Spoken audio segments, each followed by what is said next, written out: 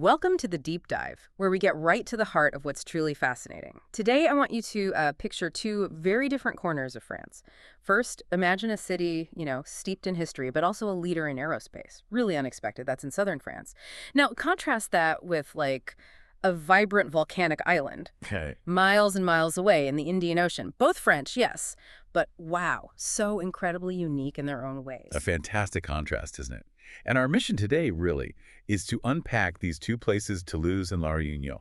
We're going to dig into what makes them tick. Not just facts, but, the cultural quirks, the history, the food, the natural beauty. We want you to get a real feel for what makes each one so, well, so compelling. Exactly. It's not a checklist. We want to get to the soul of these places. Think of this as your shortcut to being genuinely clued in about two really vibrant spots. So let's start. First stop, La Ville Rose, Toulouse. Right, Toulouse, it grabs you straight away with this really warm identity. That nickname, the Pink City, it's spot on. Not just the terracotta bricks, which, yeah, they glow, but also the whole atmosphere. It's welcoming, sort of laid back, and it's deeply connected to its Occitan roots. That heritage is a big deal there. Yeah, and what I find fascinating is how it mixes that deep tradition with super modern stuff. It's known for being really student friendly, right? So you get this young, dynamic energy.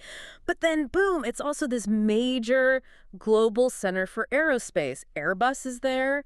How does that even work? Tradition and high tech side by side. It's a pretty amazing blend, actually. The locals really value what they call conviviality. It's like friendliness, good company, that sort of thing you see in the apéro culture, those relaxed drinks before dinner.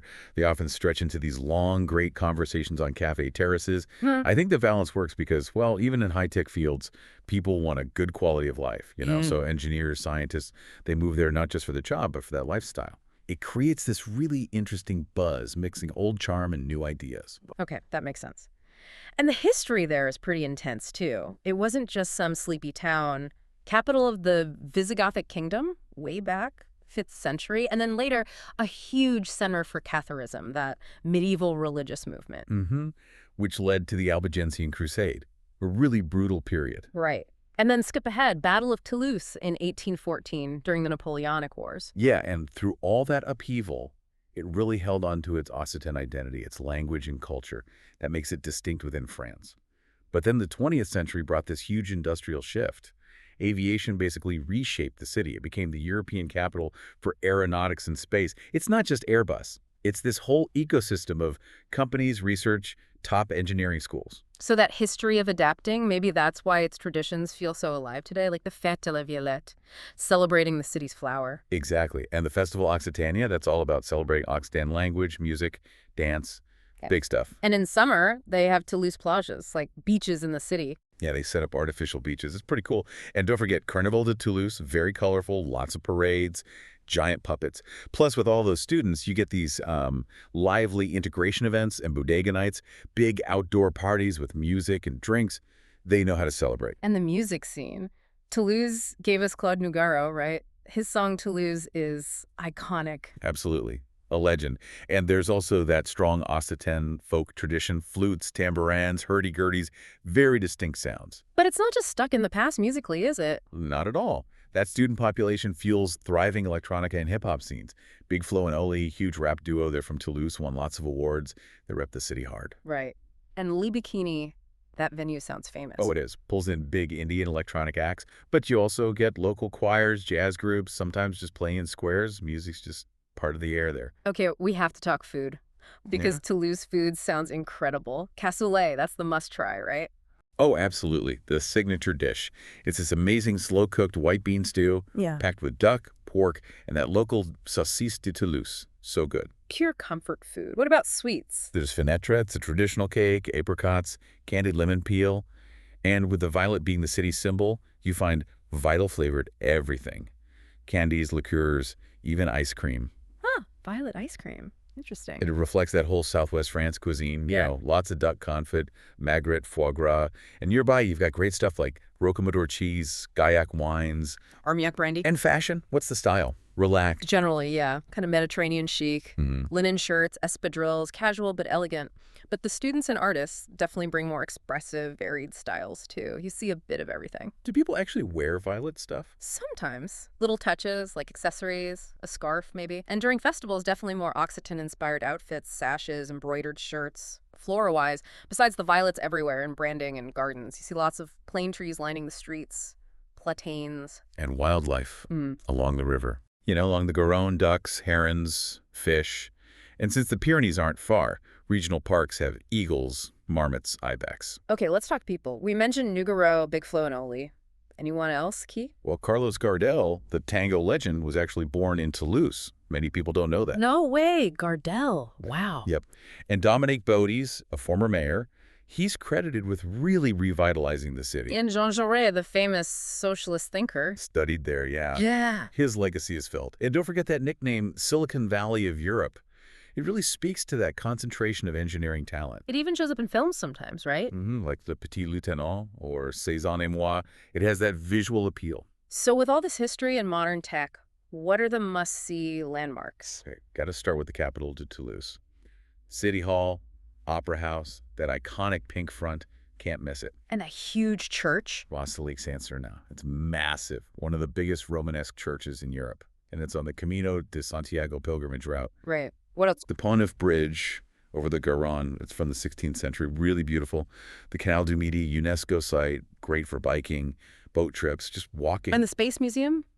Cité de l'Espace. Yeah, it's fantastic. Interactive, real rockets, simulators. Great for anyone interested in space. Plus the Jardin des Plantes for a bit of green, and areas like Rue du Tour and Place Saint-Pierre for that student nightlife vibe. Okay, last thing on Toulouse, the language. The local flavor. Right. The Occitan influence is strong. You'll see signs in French and Occitan Tolosa for Toulouse. And the local accent, it's warm, kind of rhythmic, almost sing-songy, really charming. And those local phrases, you mentioned one. Oh, yeah, the chocolatine thing. Seriously, never say pain au chocolat. It's a point of fierce local pride. It's chocolatine, full stop. Uh-huh, noted. What else? You might hear a paire de vista, meaning as far as the eye can see, or the classic exclamation bout du camp, very local. Asking on va au cap means shall we go to Place du Capitole? And their motto sums it up. Toulousain un jour, Toulousain toujours, once Toulousain, always Toulousain. That pride runs deep. Wow. That really paints a picture. Okay, let's completely change gears now. Thousands of miles away, Indian Ocean, La Réunion, l'île Inter. This feels like a whole different universe. Oh, it absolutely is. La Réunion's culture is this incredible living blend. French, African, Malagasy, Indian, Chinese influences all woven together. There's a huge emphasis on community, family telling stories, and this distinct Creole identity. It's just everywhere. Fashion, music, food, daily life. And religion too, right? You said multiple faiths coexist. They really do. Catholicism, Hinduism, Islam, Buddhism, traditional beliefs, they all thrive, often side by side. It's quite remarkable. People there really value celebration, respecting nature, and those strong family connections across generations. And this diversity comes from its history, which is, well, complicated. Very. It was uninhabited originally, then the French colonized it in the 17th century. Tragically, they brought African slaves and later indentured workers from India and China for the plantations. Slavery was abolished in 1848, and then it became a French department in 1946. Exactly. So politically and economically, it's part of France, like a region on the mainland.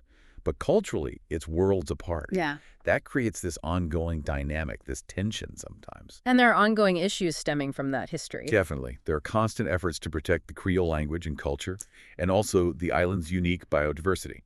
Plus, ongoing debates about how much autonomy the island should have versus being governed from Paris, and real issues with economic inequality. These aren't just historical footnotes. They're part of life today. But that complex history also leads to some amazing traditions and celebrations. For sure. December 20th is Fête de la Liberté, celebrating the end of slavery, a very important day. Then you have Fête Kavadi, the Tamil Hindu festival. It's visually striking, involves piercings, offerings, very powerful. And other big festivals are celebrated too. Oh, yes. Chinese New Year, Diwali, Eid al-Fitr, reflecting that diverse population. It's a place where different calendars overlap. What about Maloya and Sega? Those are dances. They're much more than just dances. They're deep expressions of identity and history. Maloya especially. It's this Creole rhythm with African and Malagasy roots. It actually developed among enslaved people as a form of resistance, a way to express themselves. It was even banned for a time, but now it's recognized by UNESCO as intangible cultural heritage. That's huge. Wow, who are the key artists? People like Daniel Waro is a legend, Gramunale, Christine Salem, they carry that tradition. And Sega is more upbeat, danceable, has links to Mauritius, also super popular. And like Toulouse, there are modern fusions happening. Absolutely. You hear a lot of electromaloya, reggae, dancehall, French hip-hop. It's really dynamic. Artists like Ziska Khan, Lindigo, DJ Seb are mixing traditional sounds with contemporary beats. It keeps evolving. Okay, let's get to the food again. La Reunion's cuisine sounds spicy. It is. And incredibly flavorful. It's Creole cuisine, so it pulls from South Indian, African, and French traditions. The stars probably carry that's their version of curry. Chicken, pork, fish, whatever. Always served with rice, beans, or lentils.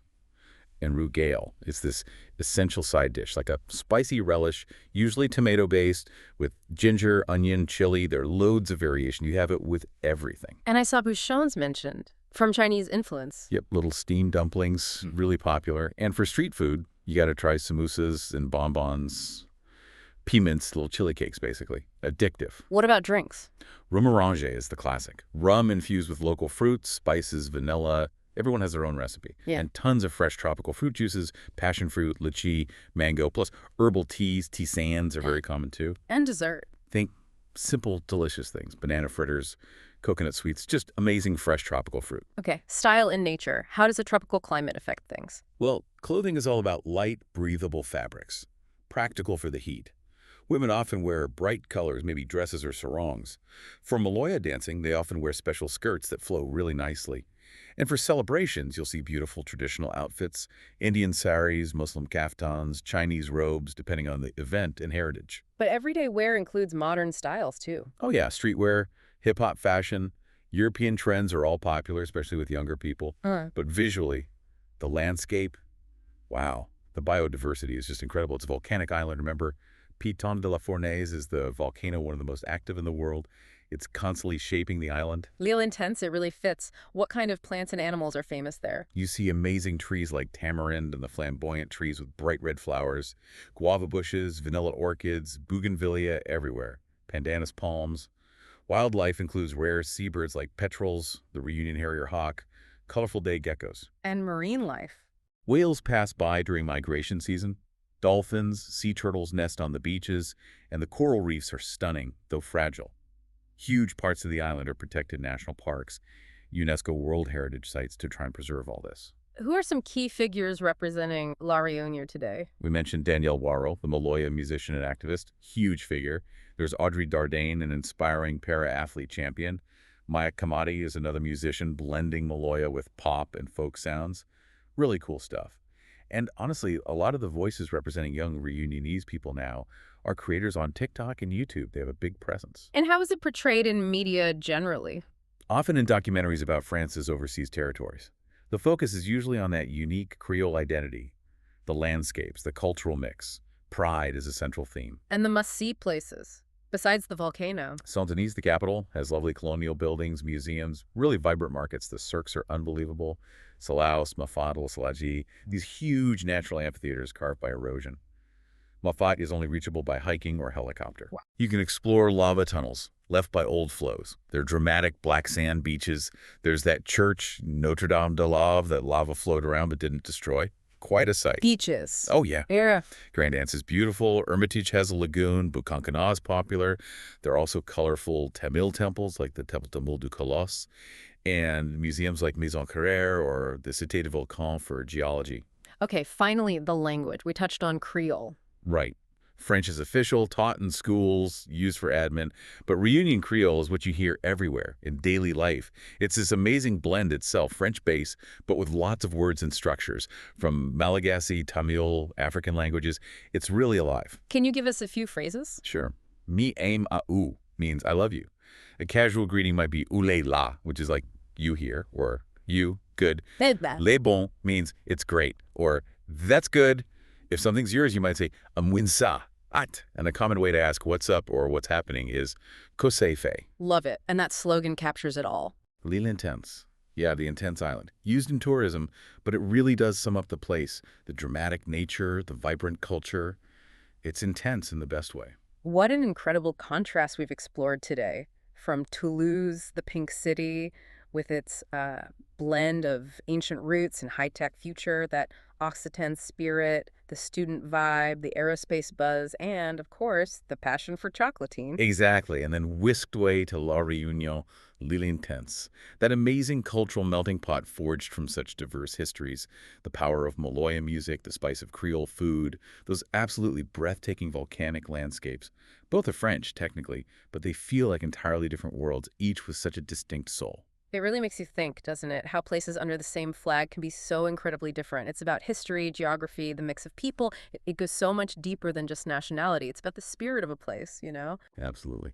And that brings us to something for you, our listeners, to ponder. When you see how distinct Toulouse and La Réunion are, despite both being French, what does that suggest about how strong local identity can be, even in our super globalized world? How might these unique cultures keep evolving, keep asserting themselves in the future? Just something to think about.